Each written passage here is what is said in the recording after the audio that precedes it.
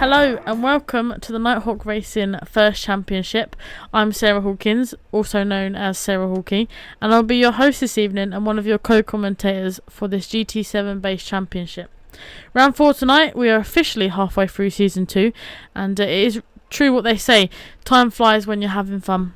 I'm joined again by motorsport enthusiast, racer and co-commentator, Midnight ISO. Miss Hawkey, pleasure to be here, and we're here for Lobby 2 for race 4 of this season 2, and this is going to be a good one. We've got a lot of fast drivers, and it's always a pleasure to commentate alongside yourself. It is indeed, and if anyone's new to the championship or new to the YouTube, we'll just do a quick series rundown. So we are back and better than ever for season 2 of the Nighthawk Racing First Championship. We have an 8 event championship spanning over 16 race sessions in total and 8 weeks. Lots of different car manufacturers on the grid tonight and potentially over 27 drivers with some great tracks on the calendar.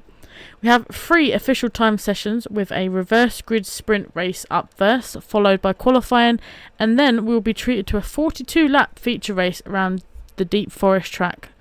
Okay, Midnight, before we get into the race, could you give us a quick overview of the event session of format and point scale, please? Yes, of course, Sarah. Okay, up first and foremost, we have the sprint race, which is a 15-minute timed event in reverse championship order, more specifically set to average points reverse order. And it's a rolling start with 70 litres of fuel. So it's a challenge for all drivers on the fuel side, the tyre side, the track side, and in amongst each other, which will then swiftly be followed by a qualifying session for the ever-important feature race. Now, the qualifying itself is 10 minutes, and also the drivers have to select a set of tyres, be it soft, medium, or hard, to qualify on and then start the race on. The race itself, as Sarah has already said, is 42 laps. Now, there is no mandatory stops, but I guarantee we're going to see some stops, and there's also one other rule. Every driver has to use 2 different compounds of tyres. Other than that, it's basically onto the point system at this point. For Lobby 2, there are points for qualifying, 3, 2, and 1 from first to third. Both races have fastest laps points, 1 for the sprint and 2 for the feature race. The points itself in the sprint race are down from 12 to 1 from first to 12th. The feature race is a bit like the Formula 1 points, 25 points for a win, then 22 for second, and all the way down to 1 point for 14th. So here is the sprint race podium of last week around the high-speed ring reverse. As you can see, Bertie was having quite a race in that Subaru BRZ, coming home in first place in the sprint race. We then had the 2 ladies as well. We had Yvonne in that VW Beetle coming home in second, and Sharon Fly in third.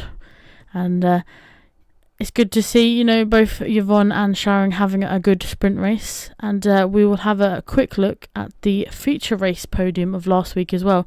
And I'm sure a lot of us will remember Bertie, clinching that win right up to the finish line. It was definitely a photo finish, and the drivers within the Nighthawk Racing Championship, they definitely know how to give us a photo finish, shall I say.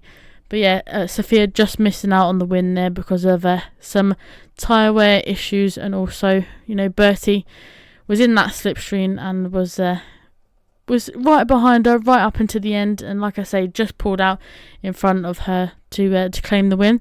But I mean, those two were battling all race long. Slightly different strategy between the two, but at the end it brought them very close, and I'm sure Sophia will be looking to grab that win tonight.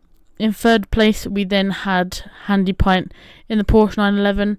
A good podium and a good drive from Handy Pint, and I'm sure he'll be very happy with that third place. But that is the feature race and sprint race podium of last week. I'm excited to see who will be on the podium this week.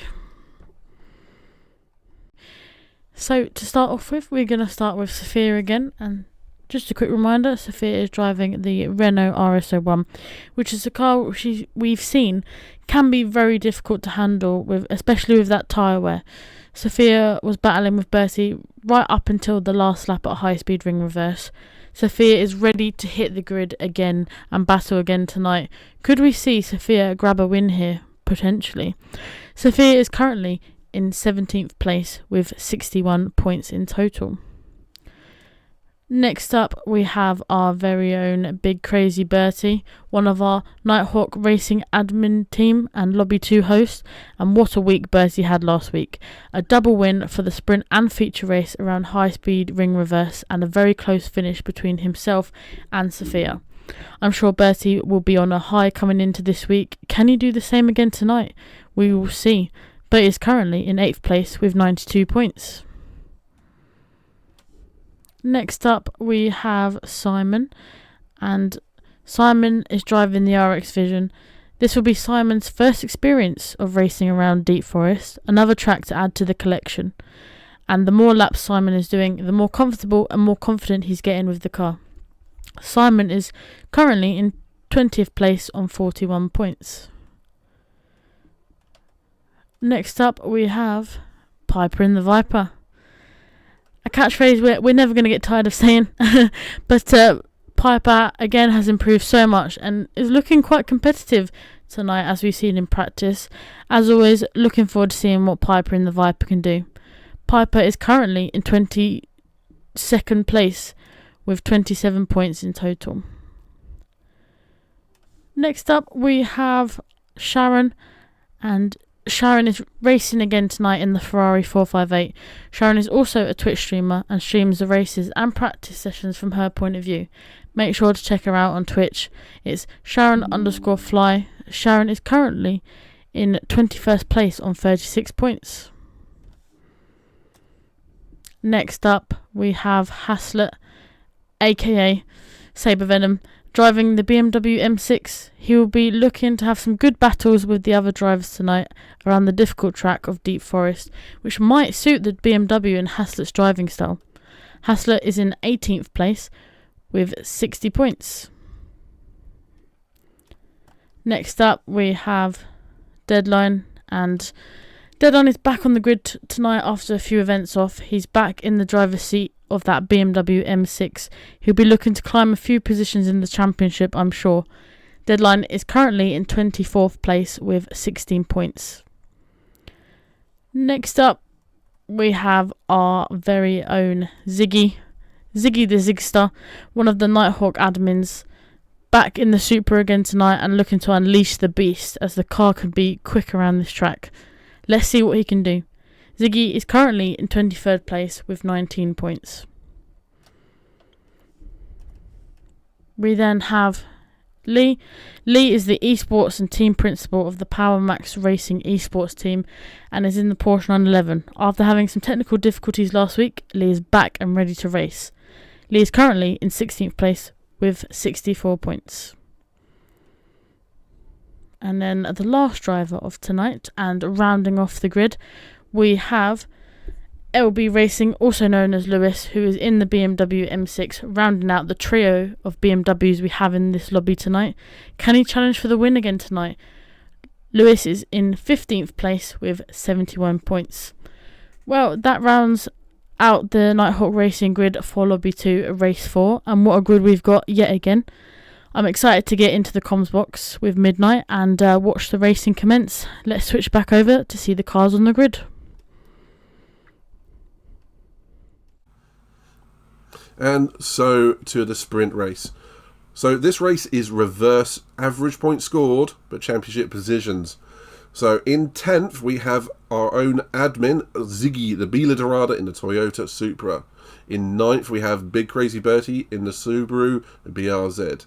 In 8th, we have LBR Lewis in the BMW M6. In 7th, we have Lee in the Porsche 911. And in 6th, we have Sophia in the S01 Renault. Yep, and then after Sophia, we then have Haslett in the BMW M6 in 5th. In front of him, we have Sharon in the Ferrari 458. In front of Sharon, we then have Deadline. Deadline is back on the grid in the BMW M6. And just in front of Deadline, we have Simon in the Mazda RX Vision. And then starting pole for our 4th sprint race is Piper in the Viper. You gotta love that one, haven't you, Sarah? Yeah, we've got, it's a catchphrase that we're running with. It works. We're sticking with it. We're sticking with it. Right, so before we get into any racing action tonight, just wanted to kind of quickly gloss over the fact that the Nighthawk Racing admin team are aware that quite a few incidents happened both during and after Lobby 2's races. So steps will be taken to make sure something like this doesn't happen again. But just a quick reminder, obviously, the Nighthawk admin crew, we're here to create a positive environment and representation of the Nighthawk racing community. And it's just a quick reminder to be respectful to each and everyone, the admin crew, the drivers, everyone involved behind the scenes. So yes, apart from that, a little bit of a negative start to the race, but hopefully we are going to be treated to some good racing action of tonight. You ready to get into it, Midnight? Absolutely am, and I just want to double up on what you said. The group is founded on a lot of positivity, and we want to continue that forwards, and I will endeavour to see it in any and all races that we are a part of, and I aim to enjoy this one regardless, and I'm sure we will one way or another.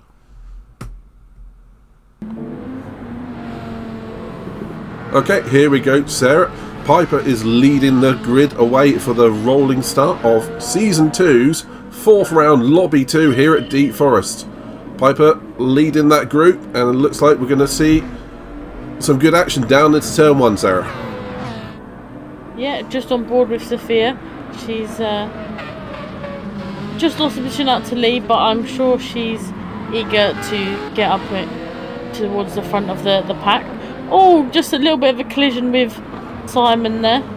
Yeah, it looks like Simon was a little bit slow out of Turn 1, and yes, Sophia has had, unfortunately, quite a lot of damage into it, coming off the barrier, rather, so that's unfortunate for Sophia so early in the race.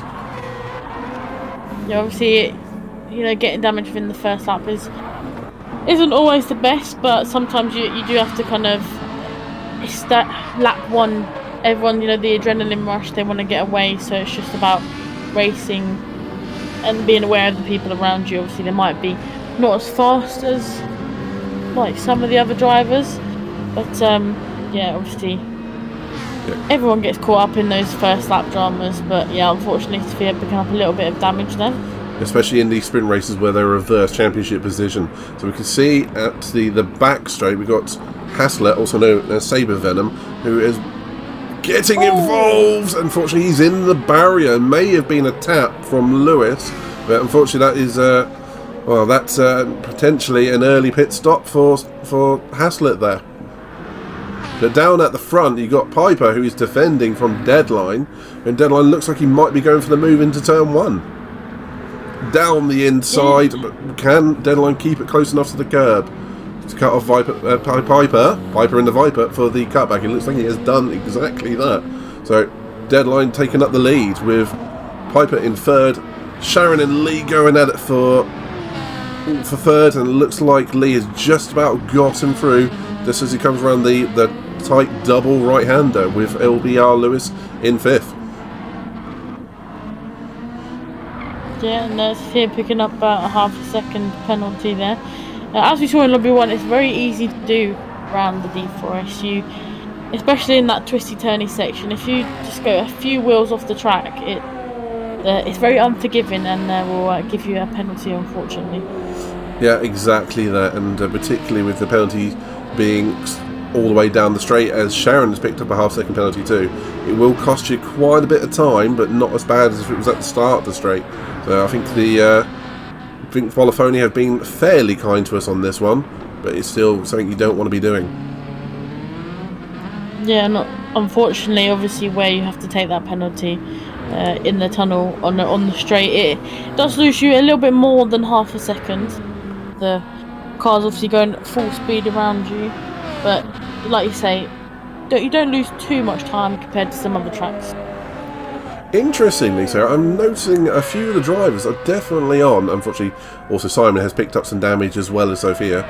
A lot of drivers are actually on the medium tyres, despite it being a sprint race. That's an interesting decision around here.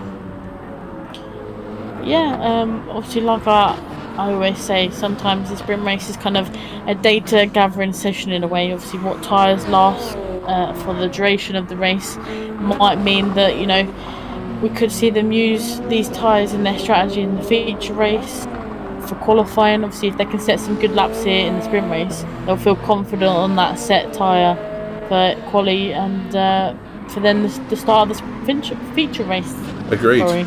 No, agreed. I mean, that's something a lot of our drivers do. They do the testing away from the race sessions, but then coming into the race, I mean, you get some different conditions. You want to be testing on track at that time, and sometimes it's easy just to test right before the actual feature race, so you can get a good result in the sprint too. But at the end of the day, you want to be getting your eye in and seeing what you can do. Ooh. A dive bomb from Lee there, going into that hairpin. Viper just getting out of the way. But yeah, obviously, we saw in Lobby 1 as well, when the car goes quite fast into that hairpin, it does catch a few drivers out, because obviously taking your normal racing line at that hairpin, if you go into that narrow line, obviously you have to brake Piper a lot coming back. earlier. Piper coming back into turn 1, Sarah. Gets back up to P2, that using the straight line speed of that Viper. Yeah, and obviously from high speed ring, Piper did have a little bit of a tough race in that Viper, but looks obviously only a few laps in, but looking like, Lee and Piper coming together there. Fortunately, no damage for Piper, and continues another day. Yes, obviously a half-second penalty for Lee there. But yeah, going back to a Piper, had a little bit of a difficult race around the high-speed ring last week, but so far, obviously a few laps in, he's doing remarkably well on that Piper. Quite right, and you've got Simon and Haslett in 9th and 10th having a good little fight at the moment, actually, both with damage, but it looks like they're enjoying themselves at very least. Both of these gents are warm and friendly guys, but you know what it's like when you get on the track. I mean, you want to that position in front of you, despite how nice you can be. Exactly. Obviously, we are all friends, both on and off the track, but when you put that visor down, you know, there's no friends on track. Great move from Haslett there. Both have great respectful driving there, but Haslett round the outside of that tight left-hander before the long straight on Simon, so good racing from the pair.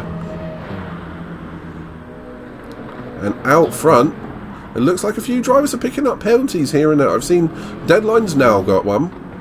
Lee's clear at the moment. He did have one a minute ago, so Piper has closed back in somewhat. But a lot of drivers are picking up penalties on little bits of the circuit, where I'd say it's not impossible to pick up a time penalty around here, but if your driving line takes you out to a certain part of the track, you've got to adjust it slightly, and that's one thing going to be trying getting their eye in, particularly for that feature race, and trying not to pick up any more penalties for this sprint. Yeah, because obviously in the feature race, getting even a half-second penalty can alter strategy just that tiny bit and kind of put it off kilter a little bit. But yeah, just going back to my previous point, it is quite easy to get some track limit penalties around here, because as soon as you put a few tyres outside of that white line, the game will give you a penalty, unfortunately. But going back to your point, yeah, if see, when you practice certain lines, and if those lines do take you that little bit off of the track, then it's about, you know, seeing if you do get a track limit by doing your line, and if you do, it's kind of altering it so that, you know, you don't keep picking them up. Exactly that. Interestingly, Bertie's picked up a little bit of front end damage somewhere, so I can only presume he's had a meeting with the barrier or the back end of Sophia, and it looks like a few drivers carrying a bit of damage, and this is the kind of race, being a sprint, being only 15 minutes, you don't really want to be pitting, so that's unfortunate for Bertie, Sophia and Haslett with that damage. But otherwise, looks like we're seeing a bit of we're seeing the field spread out a bit more now, and hopefully a little bit of a calming down. But we'll see what happens for the rest of the race. And somewhere actually, I think we've had Simon have a spin. He's lost a bunch of time to Haslett, but it's very easy in this course. If you get turned around, if you have a spin, it's very difficult to get spun back around, and I can speak from experience on that one. Yes, unfortunately. Commentator's curse usually does catch Midnight out when he's racing. But please check Lobby 1 for details. Please check the replay of Lobby 1. But yeah, talking about Lobby 1, about the track facts as well, is that obviously this is a kind of a mid to high speed track, and it's one of those tracks where you can drive fast around here, but if you drive too fast you can get caught out on a few sectors around this track, because obviously the undulating corners, the kind of the tight hairpin after that back straight, it does catch a few drivers out. Yeah, exactly that. I definitely found with this course that it is a track you can get in a groove nice and easily, particularly when you just about find it, then it suddenly becomes a part of you. The machine becomes an extension of your body, as it were. But if you overdrive this course, the back end can step out, and the barrier, like so many other courses, isn't far away. So and again, so are those track limits. So all the drivers have got to be careful, as well as trying to push as hard as they can, make a gap from the driver behind them, and set the fastest laps possible. It's a never-ending problem, Sarah. Yeah, and yeah, obviously this track being had a few redesigns in its time, but this one, yeah, it's like you say, it's difficult to get used to, but once you get used to it, it does feel quite good to drive. And the same goes with any track, really. When you feel you've got, it 100% right, it's a good feeling. Quite right, and I have to say again from experience, I have thoroughly enjoyed driving this track on GT7. And for those that know, I go back all the way to the days of the PlayStation 1 and the original Gran Turismo 1, 2 and 3. And I've seen this track more throughout the years, as Sarah said. But honestly, I think this current incarnation is my favourite. It's a good, fun track with lots of long straights for those slipstreaming battles and late braking manoeuvres into the tight corners. At the end of the day, it's still a big old challenge, particularly through that twisty section, through the end of Sector 1 and into Sector 2. Very difficult to overtake as well on this track. Obviously, when you get in the slipstream on those straights, it's kind of a last kind of lunge before you go into a corner. But when you're going through the twisty turny bits and under the tunnels, it is quite hard to overtake cars around here. Yeah, quite right. It's very much follow the leader, particularly if there's a difference in tyre compounds or tyre wear. Even then, you still need a vast amount of speed, overspeed, to take over for the driver in front. Well, at the moment, up front, we nearly missed it. Lee is going for the lead. There was a little bit of a squeeze coming through the tunnel, but looked just about right. But Deadline picked up a half-second penalty, and him and Lee and the wall got very close together, Sarah. They did indeed, yeah.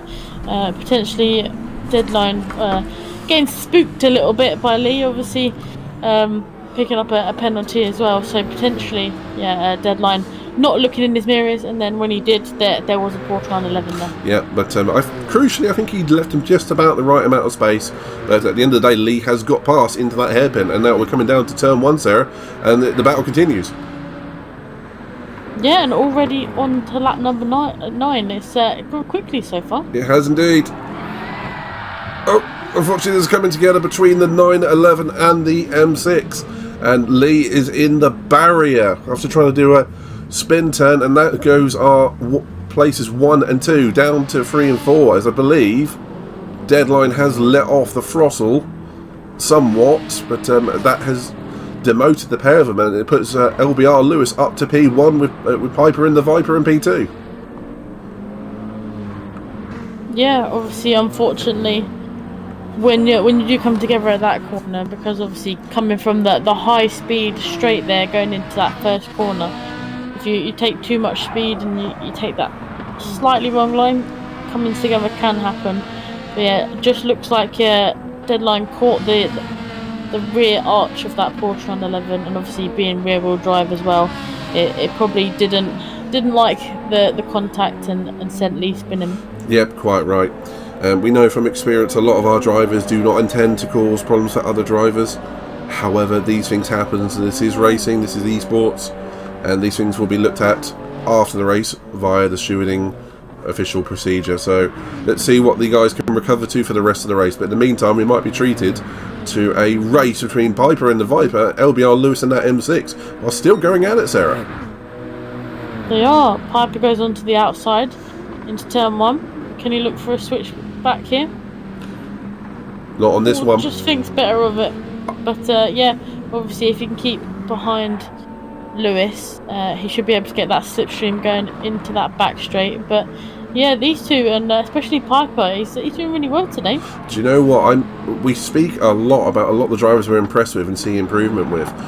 Between, I think, the two most improved drivers we've seen so far are Piper in that Viper and Simon, who, again, as I always say every week, he's only got tens of hours on this game, not hundreds like some of the other drivers. And Piper, I've seen dramatically improve his consistency.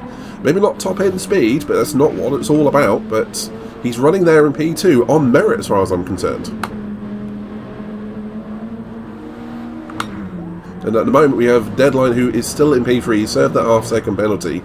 Fortunate not to have any damage from that earlier incident with Lee. And Lee is still circulating in P4. So at least these drivers still have a good shot, a good handful of points, Sarah. But one thing that is to be noticed is we definitely have very high tyre wear, particularly for that 911 with that right rear tyre. He's going to be struggling, but I suppose we are coming round to start the final lap for Piper, who is taking the lead off Lewis. Where has he stolen that one from, Sarah? And as they're coming into turn 1, still side by side, Lewis gets back up the inside. Yeah, he saw the door open. He thought, I've got to take my chance here. He clearly has. Everyone from 4th downwards has finished the race. So it's the top 3 that are going to be continuing through. We're going to stay on board with the top 2 because this is where the action is. Sarah, do you put any money down on either of these drivers winning this race?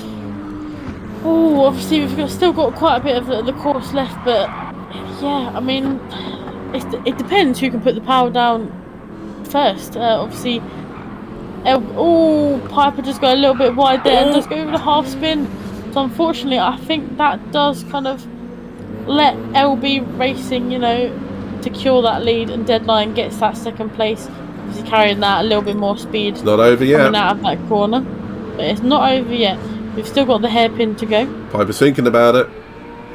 These lads do know each other rather well. They've raced another series together. Piper trying to put the power down, a little bit too tight on the exit there, gets a little bit squirrely coming out the final corner. But it does look like Lewis, he had the right plan there. He went for the medium tyres straight off the bat, and he's coming away with the victory, Sarah, in P1. Yeah, we know LB Racing, aka Lewis, he seems to, enjoy that BMW. Sometimes it is a little bit tricky to drive, especially around the high tyre wear tracks. But yeah, in the sprint race, looks like a very dominating win by LB Racing. And I'm looking forward to seeing what the feature race holds. Yeah, quite right. That was quite a spectacle, particularly from Piper and Lewis towards the end there. It's a shame that Piper couldn't come away with anything more than a third, but quite frankly, a podium is well deserved regardless. It is really, really good to see a lot of good driving in that lobby. Now, unfortunately, we have seen an incident with between our leaders, who were Lee and Deadline at the time, which we know will be going to the stewards, and that will be something to be discussed post-race, and we can hope we can see a good race via the feature race afterwards. So, Sarah, I quite frankly enjoyed that race, incident aside, but it looks like a lot of good drives from a lot of drivers. Unfortunate to see some damage from some drivers, but like you said, hopefully that the drivers will treat the sprint race as a learning experience and then be all ready for that feature race where the real bulk of the points is for the evening. Yeah, couldn't agree more. Obviously, very proud of Piper in the Viper. He obviously... He could have maybe challenged for the lead a little bit more there, but we all know how difficult that Viper is to drive. So yeah, very proud of Piper for getting that third place. Apart from that, obviously, yeah, like you say, some people picking up some damage, but you know, still all of them bringing home points, which is crucial towards the end of the championship. You know, any points that you can pick up both in the sprint and the feature will help later on in the championship. You know, stealing a few positions, but yeah, I mean, looking forward to seeing where everyone qualified, and hopefully, like you say, we will be treated to some good racing action in the feature race, and hopefully we'll see some more challenges for the podium, if not the win. Quite right.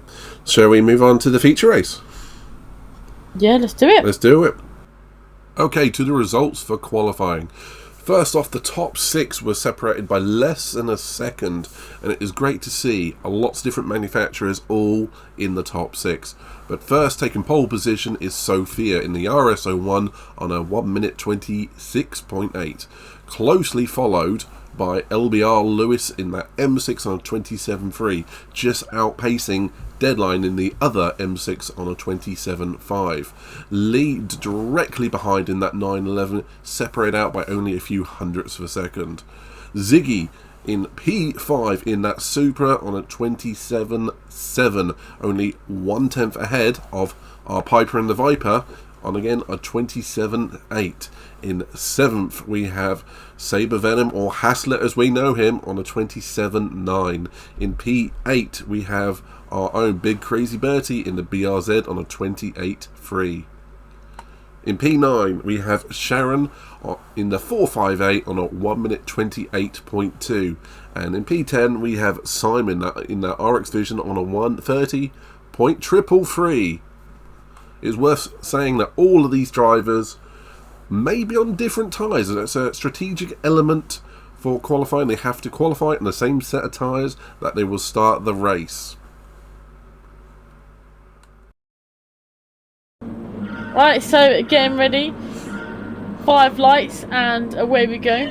Lee looks like he Jump start from Lee there. That's going to really affect him. Yeah, they're losing him quite a few positions there.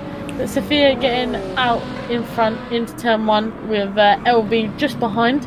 Behind him we then have a Deadline, and then Piper in the Viper again, hunting that podium positions. Yeah, it looks like all drivers have got away nice and cleanly, with the exception of Lee with a mild jump start, but at very least they're all still clear in the pack with no damage, and that's lobby 2 away and into the first lap. Yeah, Lee just getting an overtake done on Saber Venom, aka Haslett, going through the tunnel. It looks like he's hunting down Piper in the Viper now. Oh, but yeah, our second and third place drivers, both Deadline. Oh, Deadline with a massive slide coming out the tight left-hander. But Deadline and Lewis both with a half-second penalty as they come up to the penalty line for the first time. Sophia's absolutely gone so far. Both of the second and third place drivers have moved off the racing line as they have been directed to do. And we're going to see... Oh, Piper almost getting squeezed out by Deadline. And, yeah. And Lee. Yeah, Lee... What? Yeah. That was close. That was close. Yeah, that was very close. Obviously, yeah. Don't know what quite to say about that. Yeah, it's like 3 into 1 doesn't go in that corner. Woo. Yeah, exactly. Yeah. Lead defensive from Piper into turn 1, 4th place on the line. These two have previously been fighting all events so far, but it looks like Lee's got that one secured. Ziggy coming up the inside to P6, taking over Haslett. We've lost Deadline somewhere, and the Deadline is up to P3 somewhere. I thought he'd fallen further back than that, but he's obviously still in P3. Yeah, obviously the two BMWs not losing out too much. Haslett off on the grass, got away with it though. Yeah, obviously getting over that first lap drama. But yeah, obviously a few... The two BMWs obviously going back onto the racing line as didn't catch Piper and the Viper out a little bit, which meant he went off track. And yeah, Lee going very fast into that hairpin, obviously was very, very close to getting some damage there. But I mean, all parties getting away. Yeah, almost a bit of a wipeout. Damage free. And we have LB and Deadline side by side going through the hairpin. LB goes into that inside line, but Deadline and him fighting all the way down to that start-finish straight. Yeah. Obviously, both equally matched in the two BMWs. Yeah, it's good to see. But those cars look like they belong on this track, and these drivers do fight absolutely tooth and nail for every position. But it's good to see. So far, good, clean racing between the pair of them. There's a Deadline giving plenty of space. Lewis taking the wide line, hoping for the cutback, but not working through turn 1. And as we said previously, that through sector 1 into sector 2, it's very much follow the other driver. That said, doesn't mean they won't try something, particularly there's a difference in tyres, which for these drivers, they're both on the soft tyre, which is why they're trying to sprint away at the moment, use all the grip possible and get away from the rest of the pack. It looks like the top medium runner at the moment is Hassler in P7. I just caught Piper in that Viper having a bit of a wonky moment, who is carrying a bit of damage now and has dropped down to P9. And it might be P10 with Simon right on the back of him at the moment. But back to the front, Sarah. Deadline and Lewis, take it away. Yeah, just about to go into that second tunnel on the straight there, just before the hairpin. LB Lewis getting a lot of slipstream there, going on to the outside line, Deadline taking that inside line into the hairpin. Will Lewis look for, that outside line carrying a little bit more speed? Or just a little bit wobbly coming out of the hairpin, but the order is still the same. Deadline just in front of LB Racing here. Sorry. But I'm sure LB Racing into turn 1 will get quite a lot of slipstream. Yeah, half spin there from Sharon. That 458 is very loose on the back end, even with soft tyres. And as you can see, it's not so much struggling with the car, but the car struggling with the circuit. LB Racing going for a dive bomb into turn 1. Gets the move done, and a little bit sideways for Deadline there. The two BMWs seem very drifty around the track at the moment. Yeah, it doesn't help when you're fighting another car as well, in and out of each other's slipstream and dirty air, particularly when you're fighting and equally matched. And both drivers trying to put the power down, and frankly going a bit sideways here and there. Yeah, obviously, it's BMWs and their indicators, but also BMWs and being known for drifting. So it's just, keeping that BMW characteristics here on the track, being a little bit drifty. But yeah, I mean, these two here we go again, close to each other again, going into the tunnel. Round 2 of this move. I think it's round 4 at this point. Lap 4. Yeah, I mean, every lap. Deadline squeaking down the inside, Sarah. It's like, let me in. But yeah, LB Racing going to the outside lane. Back. Looking for the switchback, and LB Racing gets it done. Gets the move done this lap, which I'm sure he'll be very happy about. But obviously he'll be looking in his rearview mirrors, because again, Deadline is quite, nose to tail here, the two of them. So I think Deadline will be trying to make a move stuck into turn 1. This is what I love about Lobby 2. No one ever gives up. It's just absolutely still going. A little bit of bait swapping there, but that'll just about, you'll get away with that without any damage. And Deadline trying to go around the outside, onto the Astro. He's going to have to be careful there, because he might end up in the barrier or even pick up a time penalty. But these two drivers not giving each other, they're giving each other racing respect, but just about. But it's a bit hairy up there in P2. And it's just letting Sophia get away now. She must be a few seconds clear. But it looks like these guys are carrying enough speed not to lose touch completely at the moment. And Lee keeping a watchful eye in P4. So we're going to cycle through. Ziggy in P5. Sharon in P6 still holding there. Haslett or Saber Venom in P7 on those medium tyres. Bertie P8. Simon in P9. Doing well on those medium tyres. No damage, and he's circulating nicely. Piper has pitted to repair that damage and gone to the hard tyres. So he's changing strategy, Sarah. Yeah, obviously sometimes when you do pick up some early damage, it does kind of force you into an early pit to retire, to get rid of the old set of tyres and to fix some damage. So yeah, going on the hard set of tyres. We didn't see that in Lobby 1 this time. We saw quite a lot of people using the mediums and the softs, so it'll be quite interesting to see how the hards drove around this track. One thing I absolutely adore about Lobby 2 and Lobby 1 is we see vastly different strategies. Some running down to the rim, some running almost fresh tyres all the way through with multiple stops, and somehow they always come together as Deadline nearly come together with the barrier, but they always sort of come together towards the end. All these different strats, they do play out. That is why the format is designed as it is. It does give you opportunity to do different things from one another. But at the moment, you'd think that LB Lewis and Deadline would conjoin together because they do not seem to want to give each other any space. With Lee keeping a watchful eye on P4 still. Yeah, I couldn't say it any better myself. Obviously, the two BMW team quite attached at the moment, and are racing around together. Obviously, you know, swapping positions every now and then. As I believe we'll see Deadline getting in that slipstream again, coming into out of the tunnel, dives to the outside line, carrying a lot more speed. Although does he outbrake himself and let LB Racing back through? They're side by side currently. Still going for it.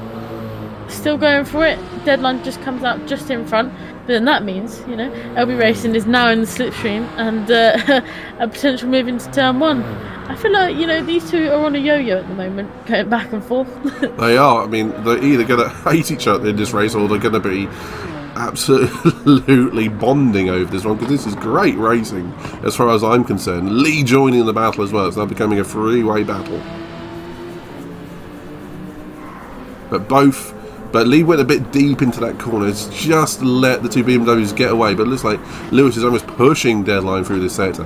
From my eyeball, it does look like Lee is a bit more confident in sector 2.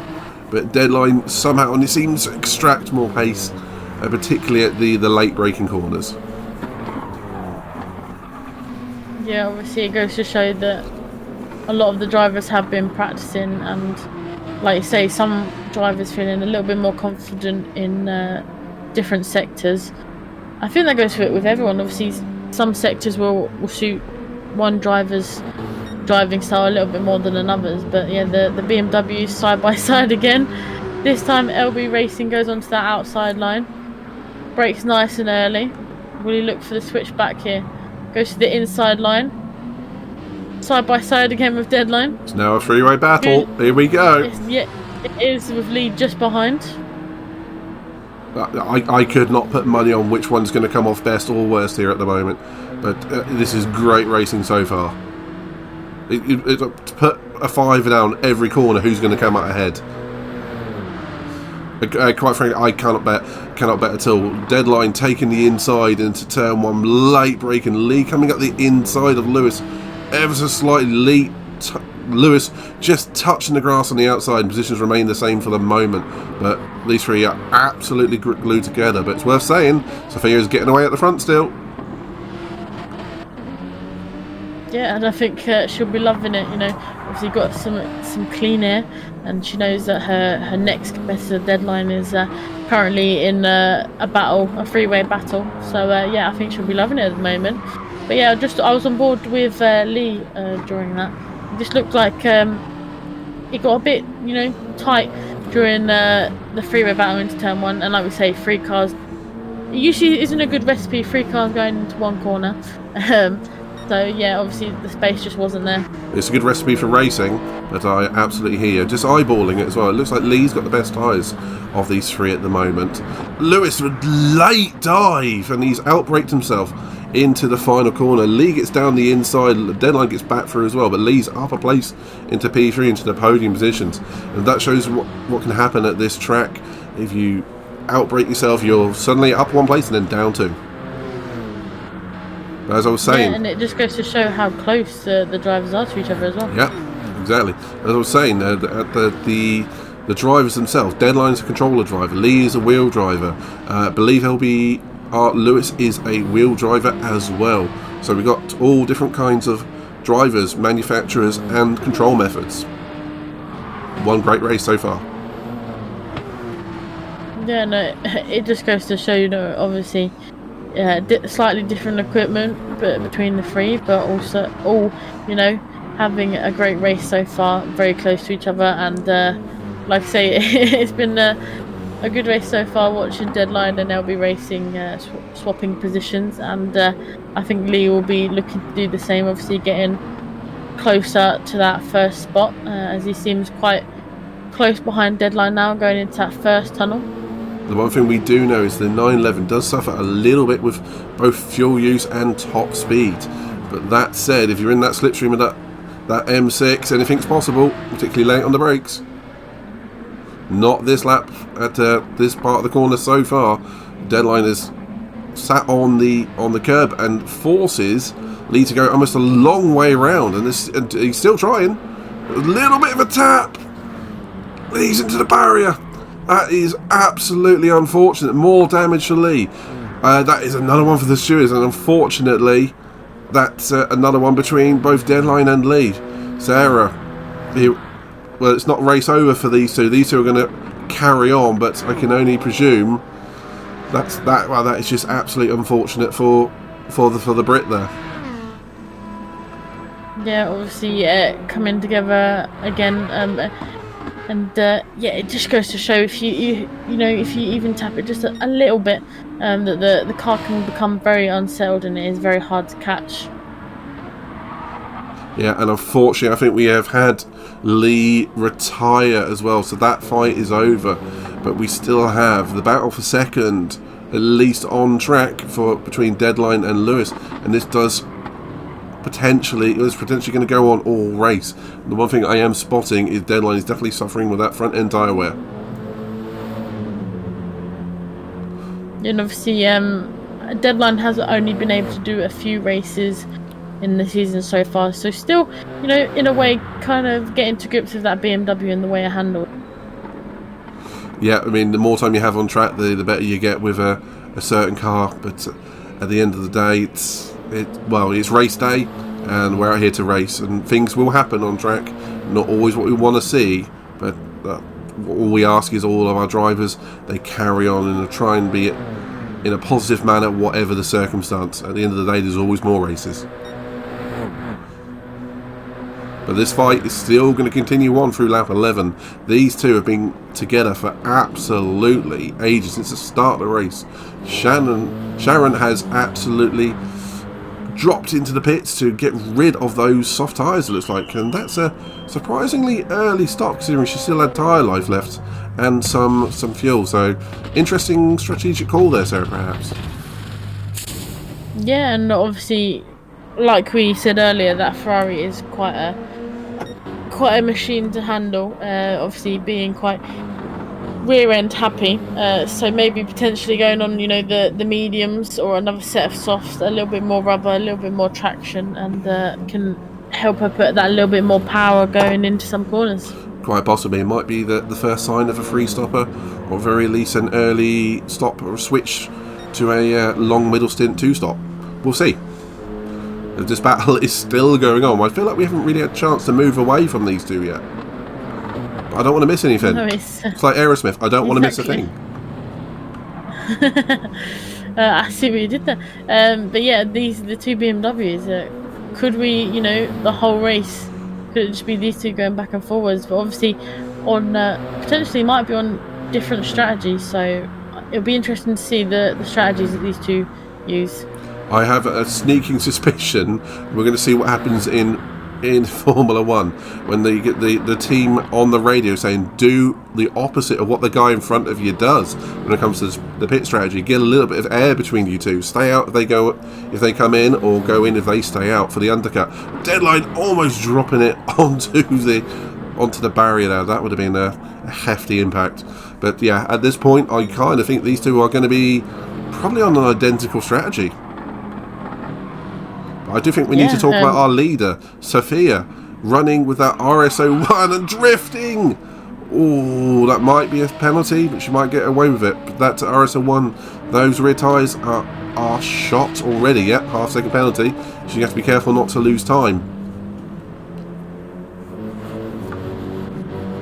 Yeah, that Renault, the tyre wear, especially the rear tyre wear, it burns through the rubber quite quickly. So obviously she's still got quite a big gap between herself and Lewis, so she can lose a little bit of time, but obviously just being aware of those penalties, it may affect obviously Sophia later into the race. Yeah, Sophia in. Will we see the two BMWs follow her into the pits, or are we going to see them go around for another lap? Lewis is in. Deadline stayed out. So slightly different strategies. Obviously, maybe Deadline knowing that he can go that a little bit longer potentially, and go for the overcut. I think exactly that. And our own Ziggy goes up into P2, one of our very own admin running P2 in that Supra. Doing a good job so far. It looks like he's got more tyre life and a lot more fuel than Deadline out in front. But Deadline's got the advantage of both track position and a bit of time in his pocket. But Saber Venom up to P3. Not yet not to pit, but still with a quarter tank of fuel. Running remarkably well on those medium tyres so far, Sarah. Yeah, I couldn't agree more. And I just went on board with Sophia, who just came out of the pits just behind Bertie. So yeah, I mean, I was looking across the field. They all seem to, be getting into the groove, and we'll be seeing some slightly different strategies appearing soon. Obviously, some cars being a little bit worse on fuel and tyres, with some kind of, they can go a little bit longer into the races. So yeah, I'm interested to see, when Deadline's going to pit, and if LB Racing can get back into the net lead. Speaking of fuel and tyres, Bertie, our very own big crazy Sergio Perez Bertie, who seems to be the absolute tyre whisperer. He told me in practice he might be able to do 30 laps on those soft tyres if it wasn't for the fuel. But at the moment, Sophia was getting by, but had to serve that half-second penalty. Bertie goes back through. Bertie into P4, and that would be BRZ. Great showing as always, but last week out with a double win. Looking a little bit more of a tall order here, but again, he's proving his worth and doing very well. But he's got Sophia on fresh tyres breathing down his neck.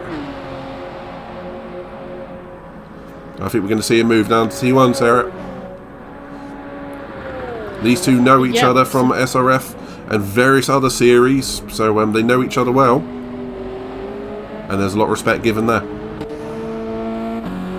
Yeah, obviously Sophia just going to that outside line, picking up a little bit more speed. And yeah, I mean, I've always said that Sophia knows how to drive that Renault. It's quite a difficult car to handle, and one that goes slightly under the radar. But yeah, Sophia can have some really good performances. And yeah, I'm not quite sure if Sophia's forgiven Bertie for that last lap battle last week at the high speed ring. Obviously, we're all aware of what happened there. It was quite a photo finish. So yeah, maybe obviously she wants to go for the win again here, and she'll be looking across her shoulder to see if Bertie's there.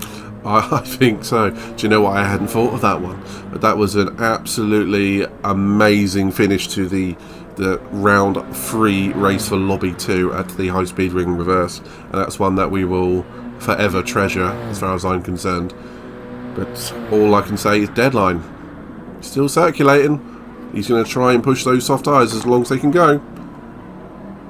I don't think he's going to go to a one stop, because I don't think he's going to have the fuel for it, but I think he's definitely pushing his luck and wanting to go a soft compound for as long as possible in this race. But as soon as you get down to the canvas, particularly on those rear tyres, and I speak from experience, it becomes very tricky very quickly.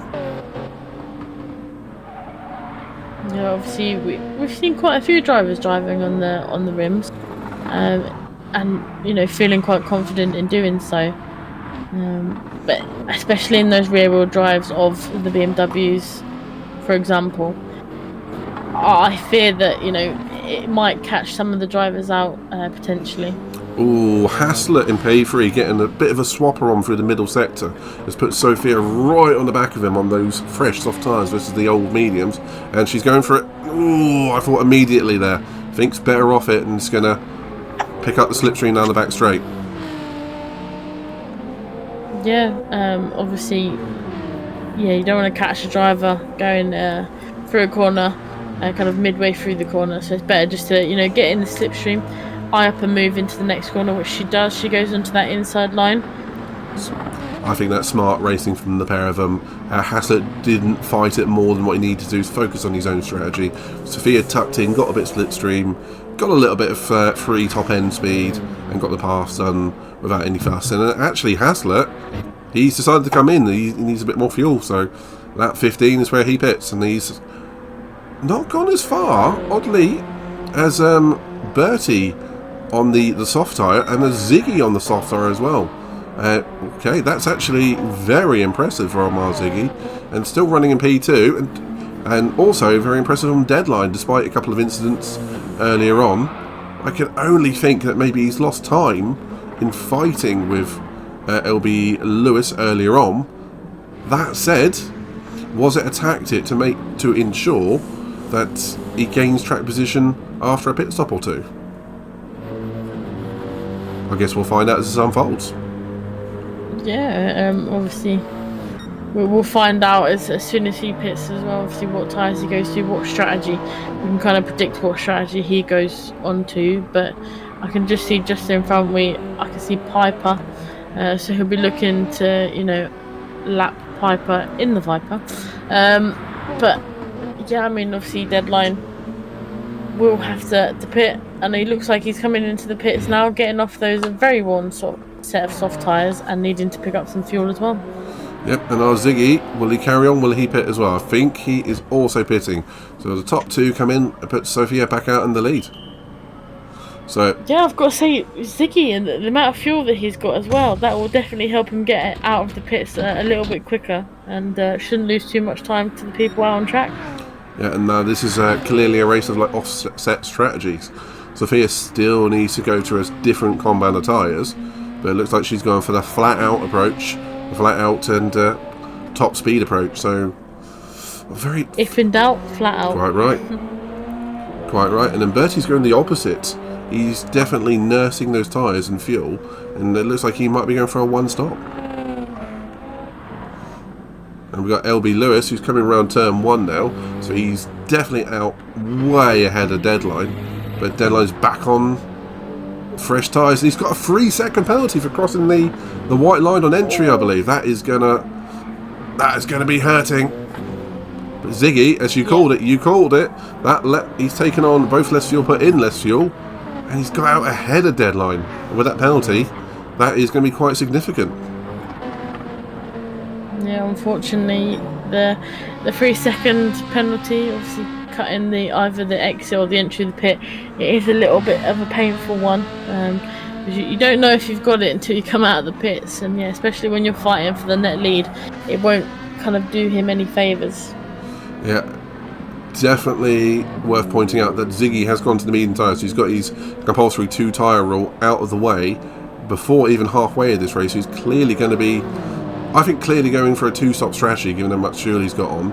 But Deadline's going to be coming at him. It was actually also on the medium tyres now, I've actually just spotted. I thought he went to the soft, but he's on the mediums. So both of these drivers getting the medium out of the way. I think of the top 6 or 7 drivers, I think it's only Sophia and Bertie who need to go to a different compound for the rest of the race now.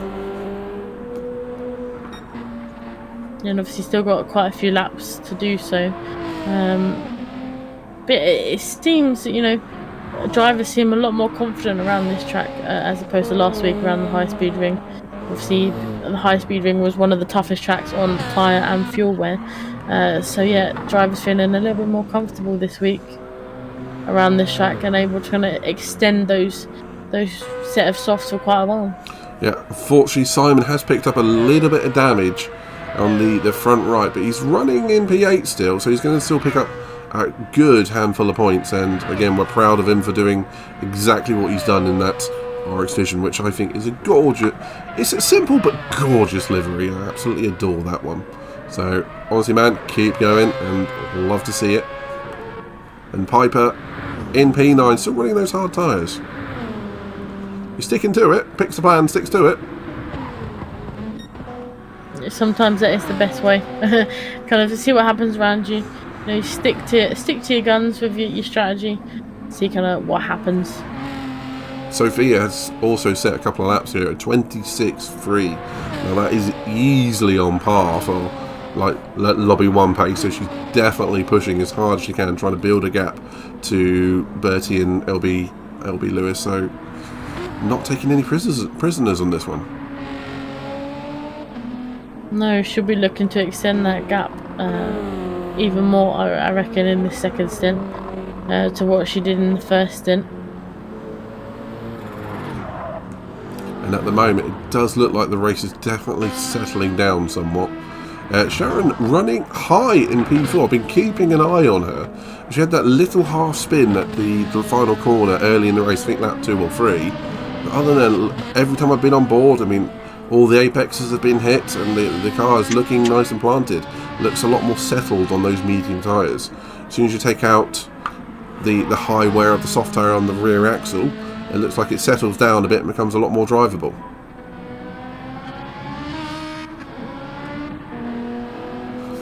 Any particular highlights thus far for you, Sarah? I mean, it's got to be the BMW battle, as I'm going to call it. LB Racing and Deadline fighting it out, kind of like a yo-yo, going back and forth. I've got to say that's my highlight so far. That's a statistician's nightmare and dream, seeing how often they passed and repassed each other. Yeah, I would hate to be the one that works that all out. That is, I think we're going to give that one to Bertie or Ziggy to deal with, I think. And now it's all settling down a little bit. We've now got a lot of drivers on different strategies, spacing out around the track, and this will build towards something towards the end, I feel. Particularly once we get Bertie in for his, it looks like it's going to be one and only stop at the end of, I would expect, next lap. And after that, we're going to have Sophia in for at least one more stop. Probably just one more stop. But the pace that Sophia's going at the moment, she has both passed and gotten the other end of the big back long straight compared to Bertie. So she is absolutely lobbing that RS01 around the track. She's indeed.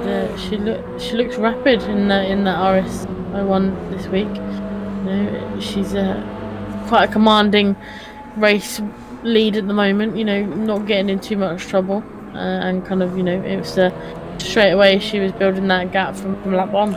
Exactly that. And despite her age, she's actually very, very experienced. I was lucky enough to meet her. This is a little story where we got 30 seconds. I was lucky enough to meet her in a GT Sport lobby on an American account as Lewis takes P2 off Bertie. Wasn't particularly fighting that one. I think Bertie's on a different strategy. But ever since then, we've had Sophia in our lives, and unfortunately she picked up another half-second penalty as a rejoiner. But it's one of those happy accidents. I mean, this is the kind of community where you can meet people and you stick around for a long time and bring a lot of joy to some championship racing. Yeah, 100%. Like we said earlier, it's got a friendly vibe here. Everyone gets on quite well. Yeah, I mean, I couldn't agree more about Sophia. Ever since we met her, she's been nothing but fun, and, you know, always willing to kind of help us out in cars that we're not quite comfortable with. Like I've always said, Sophia seems to be highly knowledgeable. The one, yeah, highly knowledgeable. Knowledgeable, but also she gets in cars that not a lot of people do. You know, drives them, gets to know the car, and then can kind of teach people to drive the not so OP cars.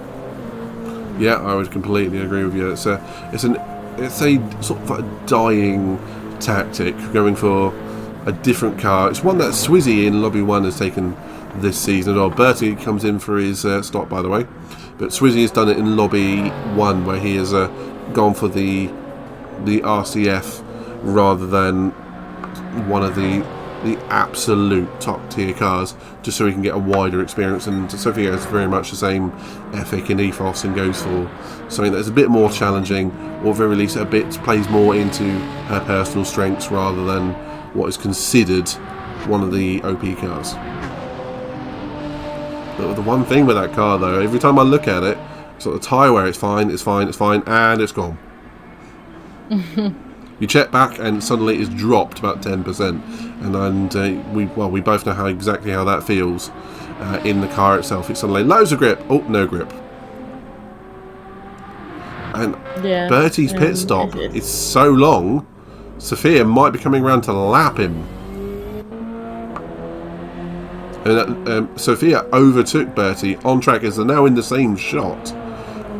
They were racing on track about 5 laps ago. That is how long Bertie's pit stop will be. But now he's got fresh medium tyres and definitely going to the end. But this is a difference in strategy that we see, particularly in Lobby 2. You know, I was saying to Kirk in Lobby 1 as well that it's obviously I like watching the on-track action, but I also like guessing the driver's strategy, trying to predict what drivers are picking what strategy, and sometimes it's too hard to predict, as the drivers like to keep us on their toes. Speaking of on our toes, I cannot for the life of me predict what Sharon's going to do with her strategy. She's obviously got a clear idea in her mind, and it's obviously working for her. She was running in, I think, P3, it might have been P4, but alongside Ziggy one way or the other, and it's working at the moment. But it's always interesting. Some drivers you just cannot gauge, and I personally often have fun at Lobby 1 keeping you guessing, Sarah. You do. You like to pick some unique but cool strategies. Sometimes they work, sometimes they don't.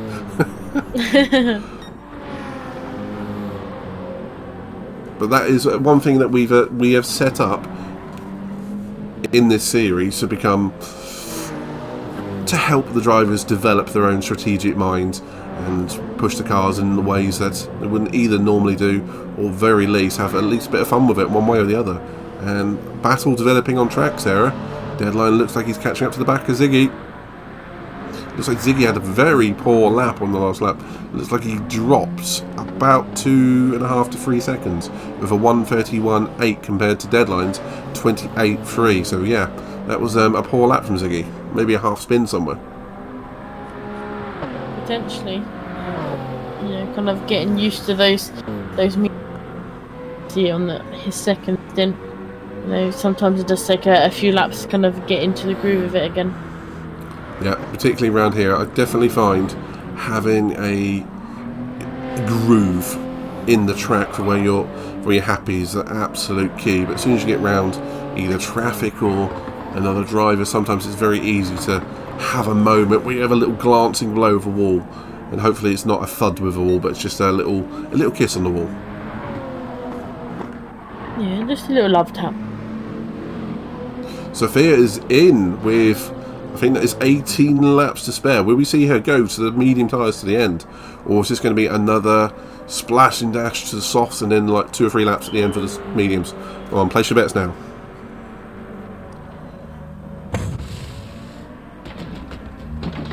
It's difficult. Obviously, we know that Sophia is very fast. Obviously, she's currently holding the fastest lap of the race, but I don't know, could LB Racing challenge for win maybe here? Or is that BMW just lacking that little bit more top speed?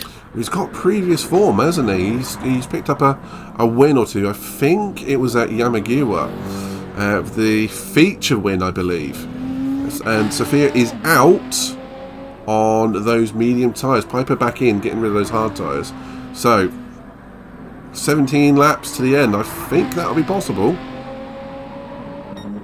Race on, I think, because I believe Lewis will definitely go. I say definitely. I'm guessing a little bit here.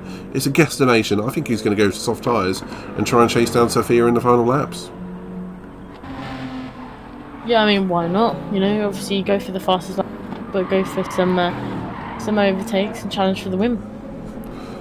So let's take a breather for a couple of seconds, but it does look like the race for third is hotting up between Deadline and Ziggy. Both of these guys very, very experienced, both together and in separate series. Ziggy, one of my former teammates for Team Roadblock in the TTR series.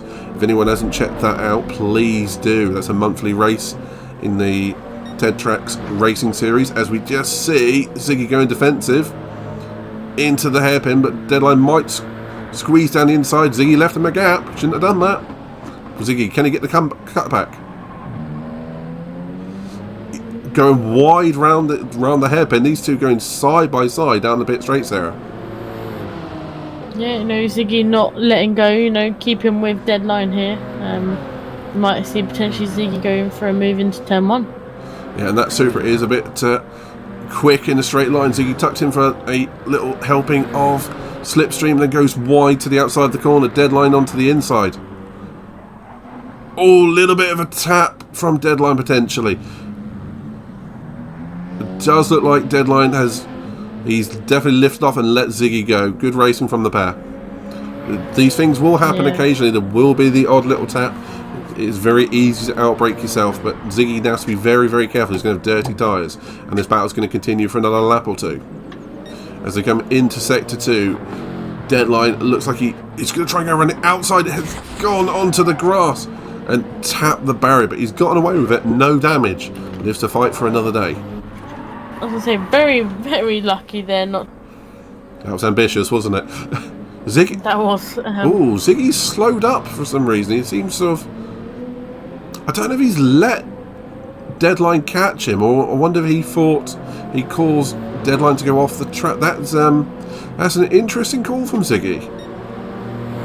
Yeah, potentially. Obviously, Ziggy might have believed that he might got tangled up with Deadline there. So, just keeping it respectful, just making sure to wait for him just in case.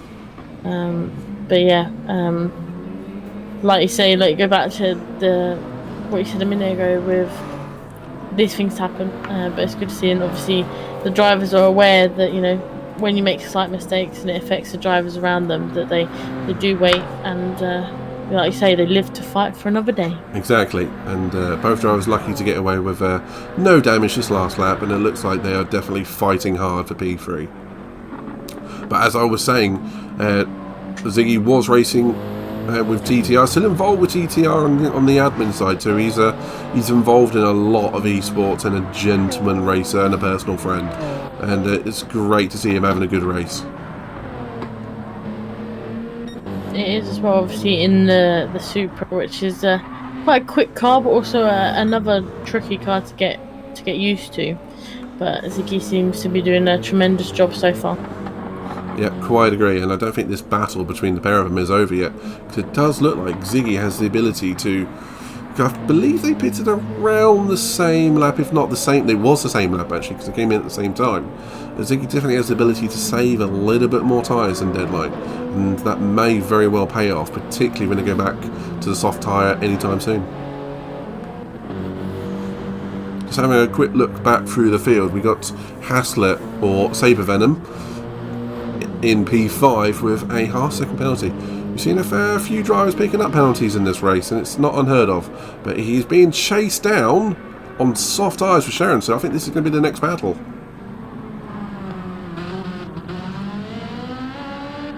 Yeah,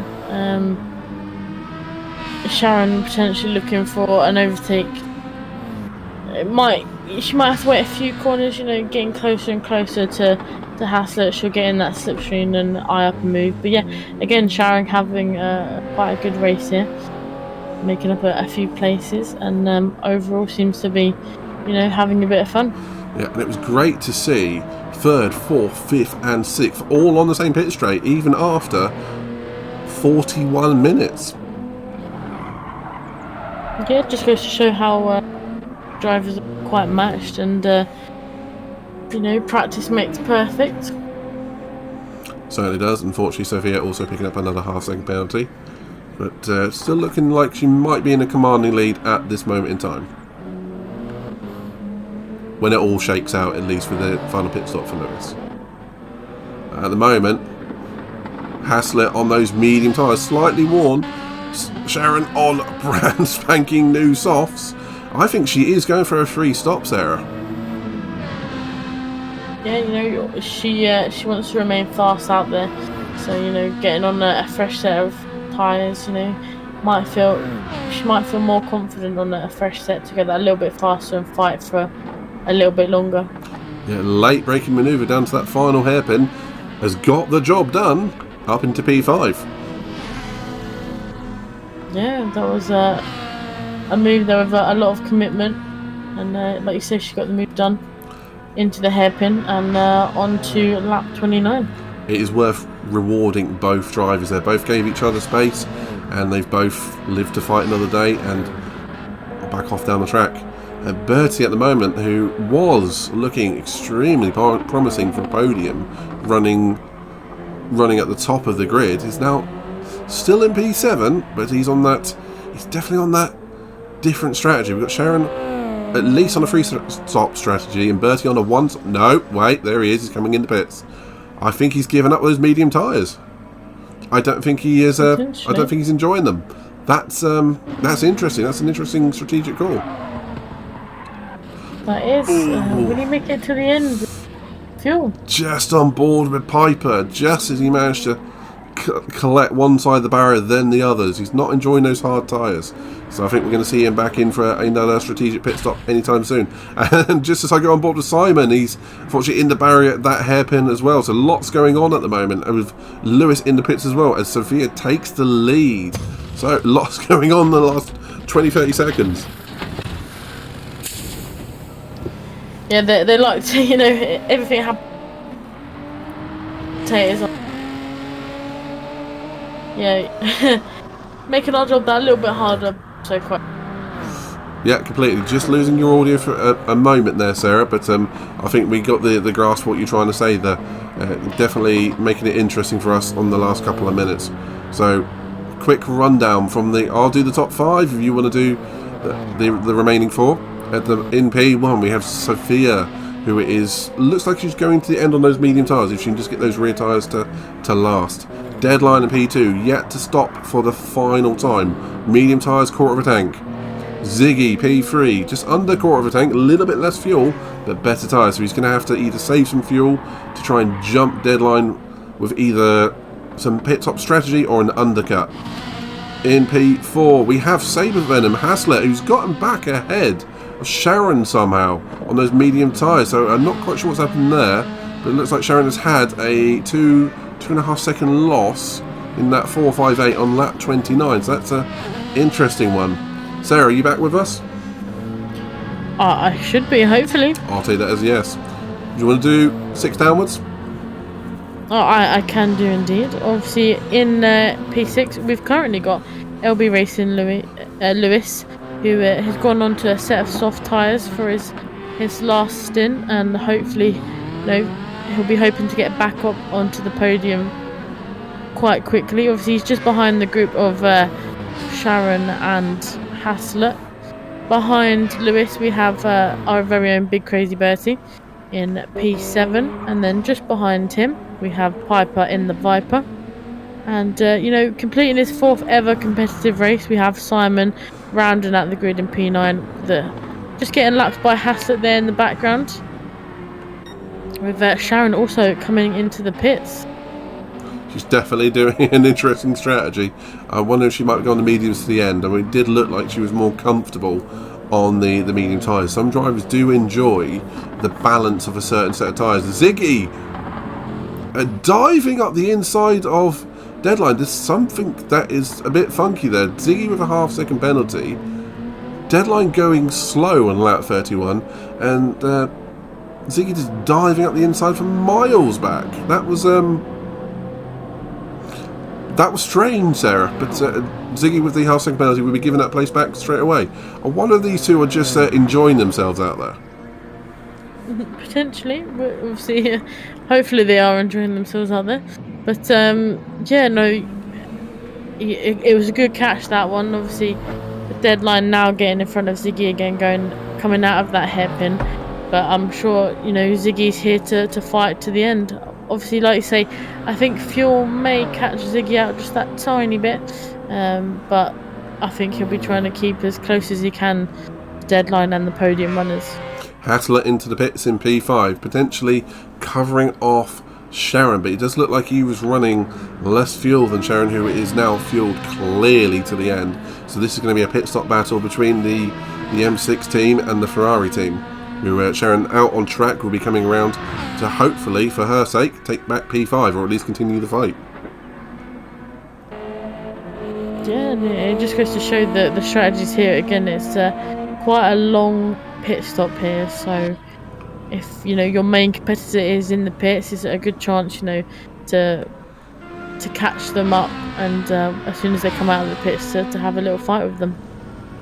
And it does look like Sharon is just getting by as Haslett comes out of the pits. This fight is going to be to the end. Sharon on soft tyres, Haslett on medium tyres. No, soft tyres as well, so this is going to be a battle towards the end. Yeah, a lot of drivers picking the softer tyres today across both lobbies. Like I say, we see the mediums and the softs getting used quite a bit, but the softs have seemed to been quite prominent this week, as we see They're at it Deadline again. and Ziggy coming into the pits. They're at it at absolute again, these two, but then it's going to gift LBR Lewis up to P2. I swear these two are running just the exact same strategy. Yeah, it's copying each other. If it works for one, it'll thing. But yeah, I mean, it's good to see Ziggy fighting the likes of Deadline and the podium drivers. Quite right. Looks like we got 2, maybe 3 big battles on track. Got a battle for first, battle for third, and battle for fifth. I'm not. I think actually Sophia might have wrapped this one up unless she needs to pit again. But Ziggy's got out ahead of Deadline. He's taking less fuel. But will that be a strategic blunder? We will find out as this race goes. Only 9 laps to go. Sharon out ahead of Haslett as well. So yeah, battle for third, battle for fifth, as far as I'm concerned at the moment. Yeah, and obviously, like you have alluded to, Sharon on alternative strategy. Testing out quite a few tyres, and like you say, I think she's a little bit more comfortable on the mediums. But yeah, again, having a good race, and yeah, I was just having a look at that as well. Obviously, It looks like Ziggy might have just made a slight mistake there, but Deadline also having a half a second penalty. So yeah, these two seem to be swapping some paint, swapping places. Did you catch what happened to Ziggy though? I just saw him going slowly coming up the left-hander. I didn't quite catch. No, I was having a little look around the grid, but these pairs seem to be like you first, no you first. Yeah, it's just like, oh no, you go first. No, you. And then I'm sure Sharon would be like, no, I'm going. I'm going through now.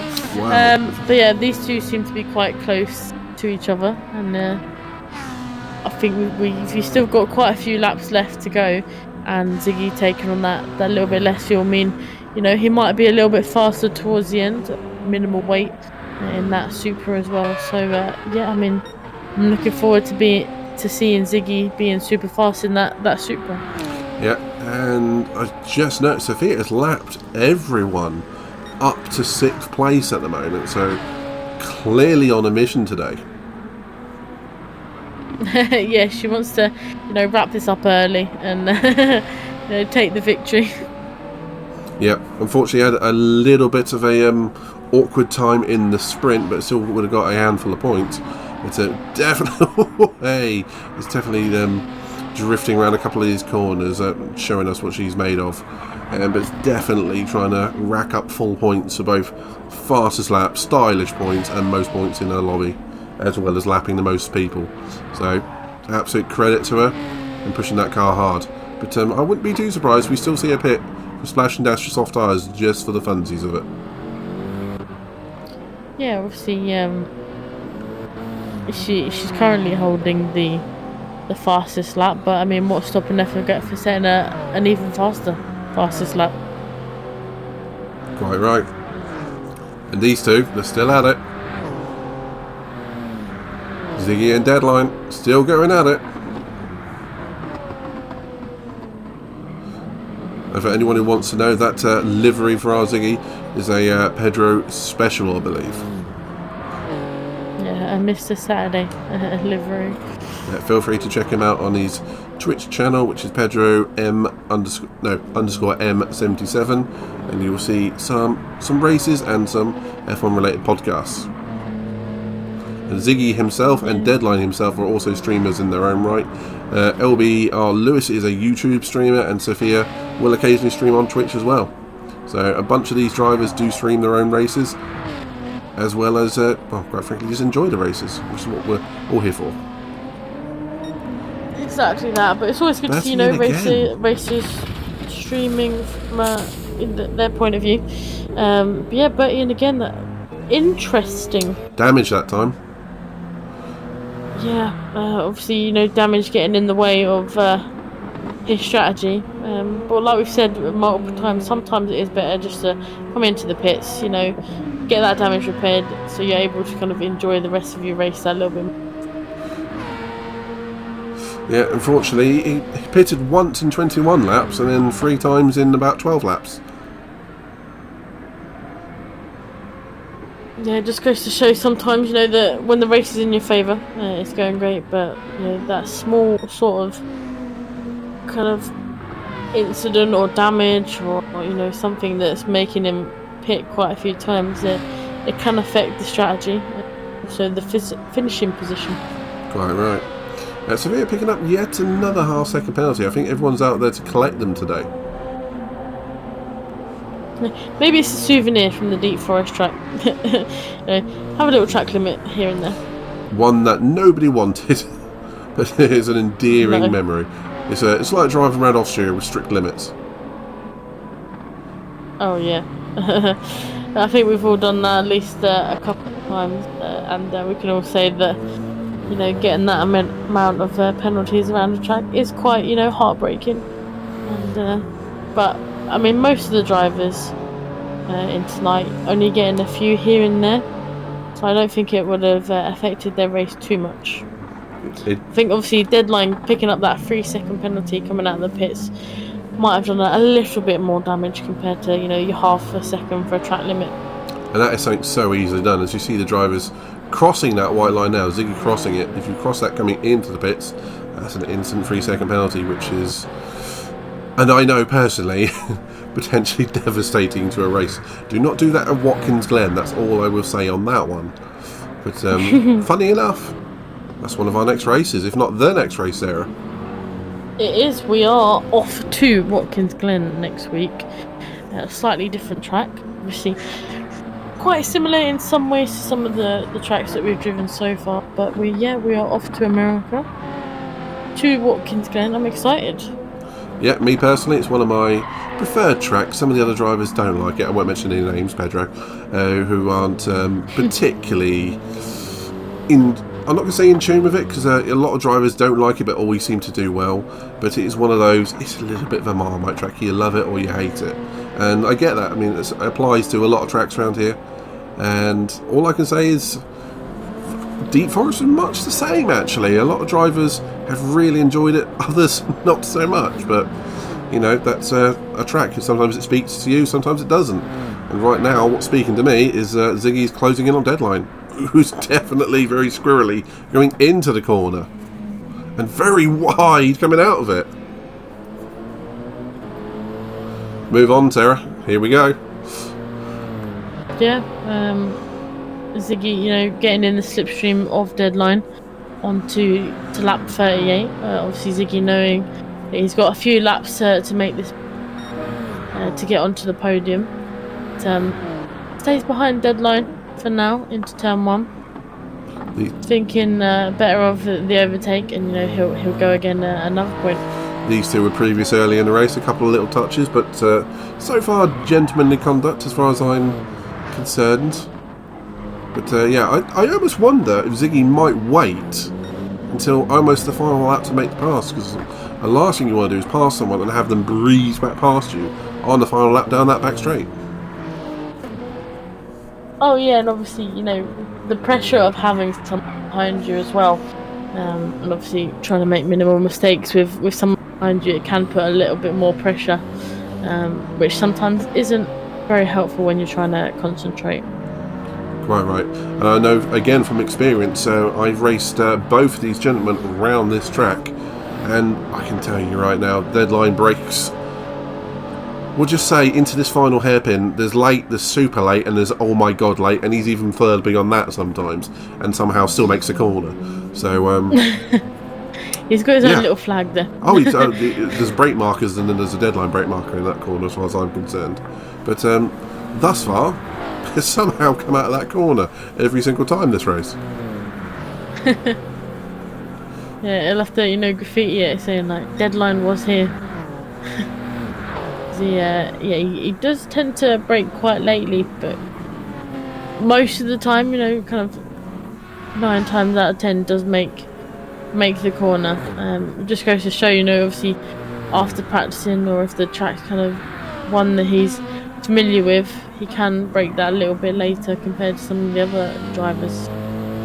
I have just spotted, unfortunately unseen by us, Haslett has made his way past Sharon, and I genuinely feel she's not comfortable on the soft tyres compared to the medium tyres in that 458, and I think that's a trip to the barrier.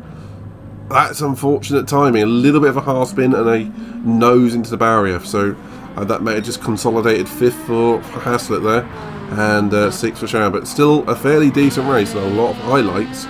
But you can just tell when some drivers aren't particularly comfortable on a set of tyres. It's just the balance of set of tyres, but other drivers can either weather it better or just go to frankly a different compound. Yeah, no, I couldn't agree more there. I was just having a Ziggy again. Seems to have dropped a little bit, back behind deadline. The gap's that little bit bigger going on to lap 40. So I believe, obviously with Sophia lapping most of the grid, if not all of the grid, we've only got a few laps left. But Lewis picking up a 1 second penalty there as well. But I think Sophia and Lewis have got that first and second place in the bag.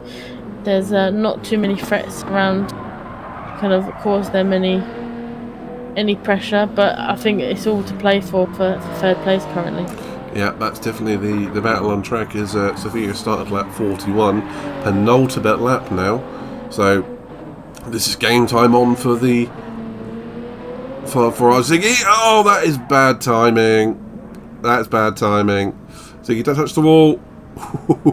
I mean, it's been a good race amendment. It's been a great showing. Unfortunately, that may have just robbed us from a little last lap showdown, but do you know what? I've been impressed with the driving from these two, particularly in close quarters between each other.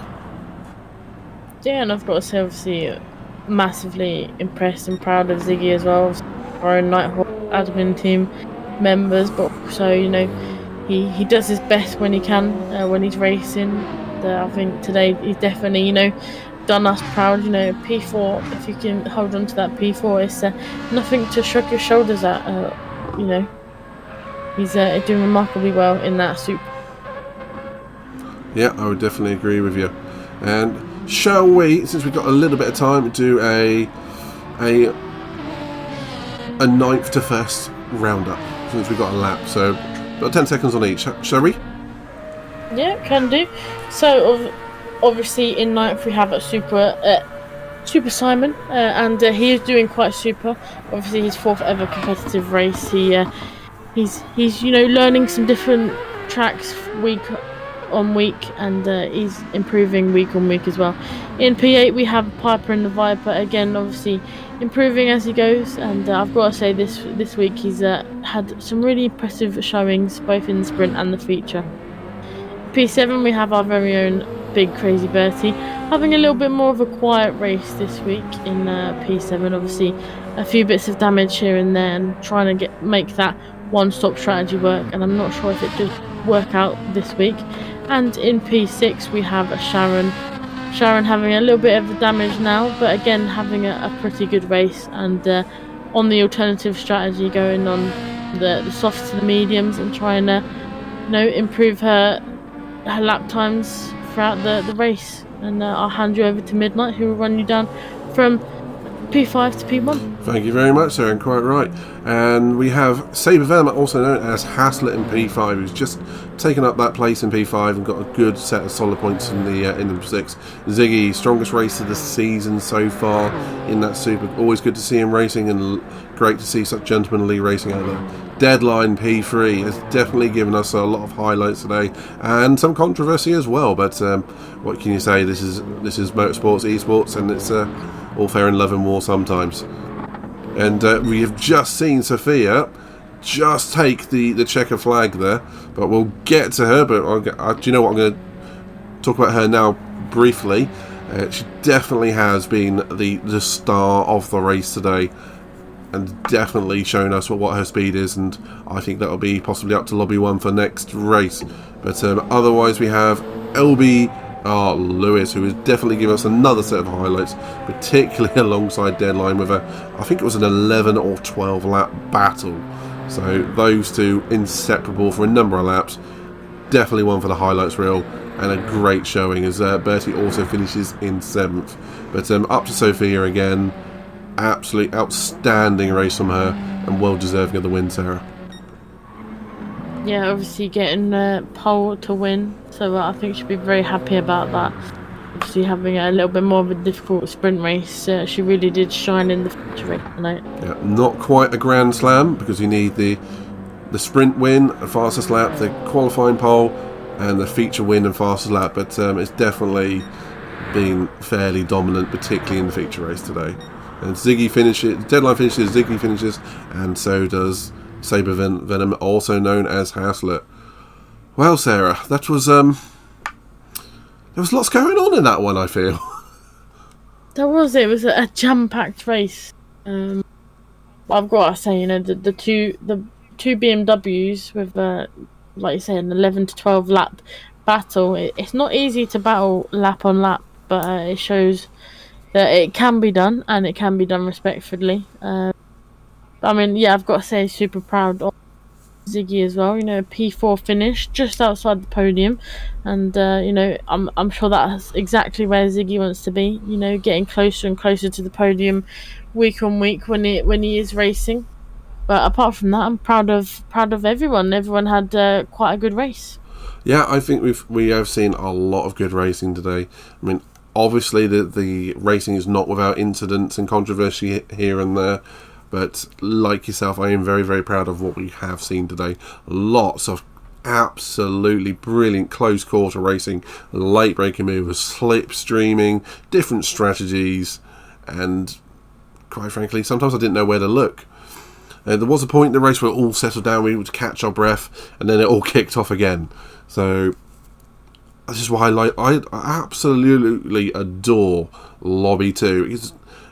It's not always about the absolute top speed, it's about the quality of racing, and we've definitely seen a big step of improvement from some drivers, as well as absolutely entertaining race there. Yeah, I couldn't agree more. I've been entertained throughout, and I've got to say, looking forward to next week at Watkins Glen for hopefully will be an interesting but exciting sprint and feature races. Yeah, exactly the same. I'm going to put you on the spot now, though. Driver of the day. That's a tough one. I was just thinking about that. It's I know it's a tricky one, isn't it? We had it was Lewis that won the sprint race, I believe. Yes. And we had. Sometimes I don't know where to look. Okay, I've picked my one. I've picked my one as well. You're going to go first, and I promise I won't change my mind. Okay. I'm going to go for Ziggy. That is an absolutely fair shout. I'm personally going to go for Sophia for such a absolutely dominant display in the feature. A different strategy in a car that's a little bit tricky at times, but quite frankly, I fully agree. Ziggy has definitely put in a gentlemanly race and absolutely a masterful performance when it comes to close quarter racing. So I think both I think there's also a big shout there for Lewis as well. I mean, for that 11 lap, 12 lap duel with deadline and the sprint win. So we may have to put this one. Tough. We may have to put this one to a vote, Sarah. We might. Yeah, do let us know, in the comments who deserves the driver of the day. Or unless, we do a three-way split. I mean, yeah, all good contenders. Obviously, Sophia for the win in the feature race. Like I say, LB Racing for the sprint race win, but also the battle with deadline. But I think Ziggy, it's good to see his confidence coming back and, just outside the podium and fighting with deadline, who was on the podium. So, yeah, I mean, all good contenders for driver of the day. I think so. And I think we should probably leave it there, Sarah. And I think it's off to the podium room for the statements. Unless you have any more thoughts about the racing today. Yeah, looking forward to seeing what the drivers say about the race. Just looking forward to Watkins Glen, a slightly different track. Hopefully, provide us with just as much, if not more, on-track action. Exactly that. Feel free to join myself in Lobby 1 on my own personal Twitch on Midnight ISO. Join Sarah for the live commentary on Sarah_Hawkey also on Twitch. And also join any of the various drivers that may be streaming in that lobby, Lobby 1 or Lobby 2. And join us again for the commentary of Lobby 2, which again is always a bit of a highlight for me. And yeah, let's also please like, comment and subscribe on our Nighthawk Racing YouTube, but also on Instagram and TikTok. So please come and check us out, leave a comment, chat to us, and come say hi. Yeah, couldn't agree more. And put those notification bells on to, lets us know when we post something, when the commentary goes live. So yeah, and thank you so much to everyone that supported us so far. Over to the podium room. Let's go. Nighthawk over and out. So before the race, I actually had a pizza with pineapple on it. Pretty sure it was a ground beef pizza, and I was with pineapple on it. So that is my sole reason why I actually did okay with the car in that race. Granted, if it was any other car, well, I'd just do better, or I wouldn't have an issue with the car. But it's a Renault. It's not an endurance car in this game for some reason. But I digress. The power of pineapple on pizza gave me the result that I got that day. I think if we start off with the sprint at the moment, I think overall that was not really a great result for me, despite it being if I'm correct, a second position at the time of me recording this or talking about the race. I haven't seen post pens yet, but we move on. I feel like at that race I should have ended up at least in a P1 spot from where I started on the grid, having a really good start in the race, and also where, really speaking, where my ability should be. I feel like I should have at least comfortably had the race win under my belt. But of course, some things happened, and of course my talent of ruining my own races came into effect, and well, we all seen what happened. But it was fine, and we moved on. Had a bit of a hiccup in the post-race as well, but again, it is what it is. Moving on to qualifying, I believe if I'm correct, I started in P3, which it is what it is. It was an alright start. But hey, at least I had a chance of getting a podium, if not a win in the race, because I knew when it came to the guys and gals ahead, Sophia and Lewis, if I'm correct. I know how they drive, so it was quite easy to, or in theory, could have been quite easy to find the weaknesses in their driving, which unfortunately, as we all know, during the race, that didn't happen. No, in fact, my good friend from a sprint race, as we should say, had an oopsie daisy with me, and well, yeah, that kind of unfolded my race for myself and kind of put me under pressure with Lewis for the entirety of the race, which would then cost me in once again the strategy kind of not being as good as it could have been in my first stint. The second stint was pretty good, I would say, but the first stint was really where it kind of just unfolded for me. I think I stayed out longer than everyone else, which in the end turned out to be the worst strategy. But it is what it is. I think, if I remember correctly, I finished third overall in that race, so I can't be too disappointed with that. It is my first podium stop for the main feature race at least. So with that, it's okay. It's fine. I just think in the end I probably should have been focusing on fighting for the win, especially in Lobby 2, where personally, and I mean this personally, I feel I should probably be racing more in Lobby 1. That's where I feel like I should be. But with all, me with work, or what a surprise, and me doing other things, unfortunately, it is what it is. But hey, overall, the races were good. The race was fine. Could it have been better for me? Yes, absolutely. But hey, at least I know for the next round, I know what I need to do, and hopefully I get a little bit more luck in the next round. Who knows? I'm not too sure. Knowing me, I'm probably gonna finish dead last in every race. So yeah, I think that's my little post-race review, and yeah, not too bad personally. Yeah.